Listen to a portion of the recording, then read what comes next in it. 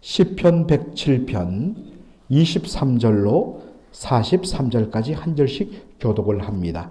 배들을 바다에 띄우며 큰 물에서 일을 하는 자는 여호와께서 행하신 일들과 그의 기이한 일들을 깊은 바다에서 보나니 여호와께서 명령하신즉 광풍이 일어나 바다 물결을 일으키는도다. 그들이 하늘로 솟구쳤다가 깊은 곳으로 내려가니 그 위험 때문에 그들의 영혼이 녹는도다. 그들이 이리저리 구르며 취한 자같이 비틀거리니 그들의 모든 지각이 혼돈 속에 빠지는도다. 이에 그들이 그들의 고통 때문에 여호와께 부르짖으매 그가 그들의 고통에서 그들을 인도하여 내시고 광풍을 고요하게 하사 물결도 잔잔하게 하시는도다. 그들이 평온함으로 말미암아 기뻐하는 중에 여호와께서 그들이 바라는 항구로 인도하시는도다. 여호와의 인자심과 인생에게 행하신 기적으로 말미암아 그를 찬송할지로다. 백성의 모임에서 그를 높이며 장로들의 자리에서 그를 찬송할지로다.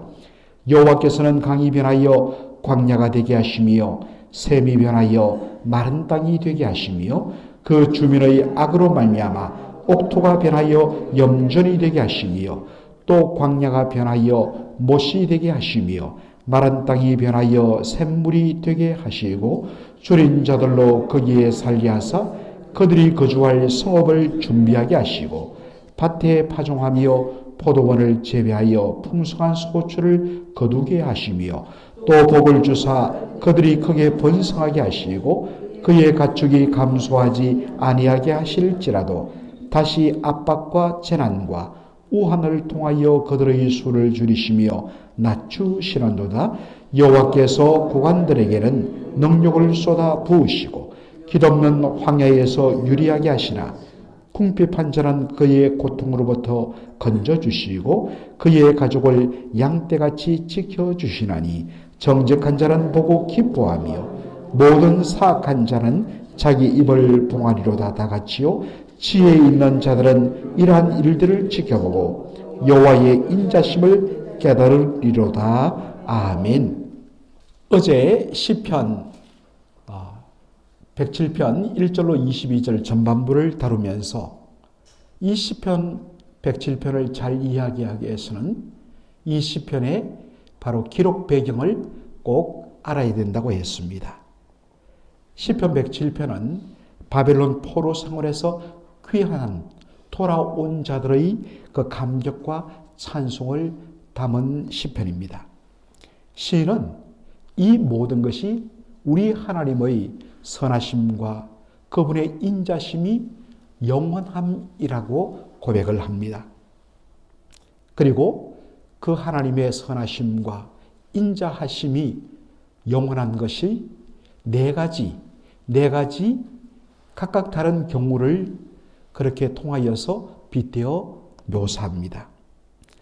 시편 107편 4절로 9절에 보면 사막을 횡단하는 가도 끝없는 물이 보이지 않고 정말 쉴만한 그런 마을이 보이지 않는 사막을 횡단하는 자들의 절망, 그것을 빗대어 바벨론 포로 생활의 고통을 그렇게 묘사하고 있습니다. 그리고 10절로 16절에서는 감옥에 갇힌 죄수들의 절망, 바로 흑암의 그늘의 안전, 그러한 표현을 통하여서 정말로 여기에서 풀려날 가망성이 없는 그 절박한 심정을 가진 죄수들의 심정을 빗대어서 설명합니다. 그리고 17절로 22절에 보면 죽을 병에 걸려서 살 소망이 완전히 끊어진, 우리로 말하면 정말 암 말기입니다. 의사가 그렇게 선언했을 때 그 단어만으로도 절망하는데 더군다나 마지막 때라는 그 말 속에 정말로 모든 것이 암담하기만 한 그 병자의 심정을 빗대어 설명합니다. 그리고 오늘 우리가 읽은 대로 23절로 32절에는 폭풍우를 만나 정말 배가 밑으로 꺼졌다가 위로 치솟기를 반복하면서 이리저리 구르고 다 토하면서 정말 더 이상 여기에서 빠져나갈 수 없는 절망 가운데 빠진 선원의 심정을 통하여서 어떤 의미에서 인간적으로 볼 때는 바벨론 포로에서 우리는 풀려날 가능성이 없다던 그들의 심정을 그렇게 빗대어 묘사합니다. 이 모든 것의 공통점은 자신의 힘으로서는 이 절망적인 상황을 벗어날 수 없다는 것입니다. 그러므로 모든 것이 다 막히고 자기가 동원할 수 있는 모든 수단과 힘이 다 가로막힌 상황 속에서 유일하게 바라보는 것은 하늘이 열린 여호와 하나님께 간구하는 일밖에 없다는 것입니다. 그런데 간구밖에 없다는 이 일이 얼마나 위대한 일인가를 그는 발견하게 됩니다. 그때마다 하나님께서는 기이한 방법으로 그 절망에 빠져있는 바로 부르짖는 자의 그 기도를 들으시고 건져내시고 구원하시는 것을 보게 됩니다. 어제 시간 관계상 세 번째 케이스인 시편 107편 17절로 22절에 나타난 그 바벨론 포로 생활의 고통을 시인이 바로 죽을 병에 걸린 자의 바로 심정으로 묘사하는 것, 그것을 한 번 더 다루면서 연결하고자 합니다. 18절에 보니까 그들은 죽음의 자리에 빠진 자들은 그들의 모든 음식물을 싫어하게 되어 사망의 문에 이르게 되었다라고 묘사합니다. 원어상으로 보면 그들의 식욕이 떨어져 라는 표현이 더 정확한데 우리 한글 중에는 그게 빠졌습니다. 밥맛이 떨어져, 입맛이 떨어져서 그렇게도 그냥 한 상을 차리면 한 그릇 더 요구하던 그 사람이 입맛이 떨어져 산의 진미를 펼쳤는데도 숟가락 하나 되지 않고 음식을 멀리하게 되는, 이게 바로 병자의 모습입니다. 지금까지 살아오면서 개인적으로는 한 번도 입맛이 떨어본 적이 없습니다. 정말 목회하면서 모든 것이 짐으로 여겨지고 그 다음에 더 이상 이제는 내 힘으로 벗어날 수 없다라는 그런 절망적인 목회의 위기와 상황이 여러 번 있었는데, 정말 그 고통과 그 짓눌림 때문에 완전히 온몸이 다 허물어지는 그런 상황이 있다가도, 그런데 제 아내가 밥만 차려면 그렇게 땡기더라고요. 그 밥 힘으로 저는 아마 버텨낸 것 같습니다. 그런데 진짜 몸과 마음이 완전히 무너지고 병들면 우리 여기에 정말 그런 위기를 겪은 분들이 계시는데 어떻던가요? 정말 입맛이 사라지고 살 소망이 완전히 끊어지는 그런 경험을 하셨을 것입니다. 사람의 힘, 최고 좋은 어술로도 어찌할 수 없는 절망적인 상황. 이것이 바로 시인이 경험했던, 그리고 묘사하는 바벨론 포로에 빠진 이스라엘 백성들의 그 절망적인 형편이었습니다. 최강대국 바벨론에 의해서 나라가 멸망당하고 그 나라에 조금이라도 똑똑하고 기술이 있다는 사람들은 모조리 끌려가고 그 땅에는 정말 별 쓸모없는 그러한 사람만 남겨진 상황 속에서 그들이 풀려나 다시 예루살렘으로 돌아가는 것은 불가능해 보였습니다. 그런데 믿음의 사람들의 놀람은 그 고통과 절망 가운데 모든 것이 끝났다고 자포자기하고 무너지는 것이 아니라 바로 그 순간에 하늘을 바라보며 하나님 앞에 자신의 아픔과 자신의 고통을 토해낸다는 것입니다. 그리고 하나님은 그것을 절대로 외면치 아니하시고 하나님의 은혜의 손을 펼쳐서 건져주시고 구원해낸다는 것입니다. 그런데 여기 보니까 하나님의 고쳐주시고 구원해내시는 방법이 특이합니다. 하나님께서 먼저 하시는 일이 무엇입니까? 말씀을 보내어 그들을 고치시고 라는 구절이 나옵니다. 말씀을 보내어 그들을 고치시고. 20절에 나오는 말씀이죠. 먼저 하나님께서는 말씀을 통하여 그 상한 영혼을 위로하시고 말씀을 통하여 소망을 주십니다. 하나님께서 바벨론 포로 생활 동안 수많은 선지자들을 참 선지자를 통하여 말씀을 보내십니다. 두려워 말라, 놀라지 말라. 내가 너희를 버린 것이 아니니라. 너희들은 여전히 나의 사랑받는 자니라. 하나님께서 말씀을 통하여 위로하십니다.